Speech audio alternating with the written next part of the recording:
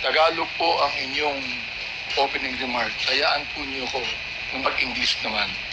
Sapagkat mayroong isang abogado dito, ininsulto ang isang member ng Quadcom na hindi raw marunong mag-English. Gusto ko pang sabihin sa abogadong yan na ako po ay marunong mag-English. Baka mas marunong pa ako sa kanya mag-English.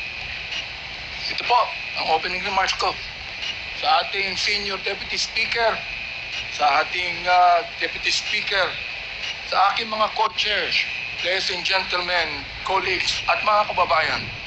Today marks a significant development in our ongoing inquiry.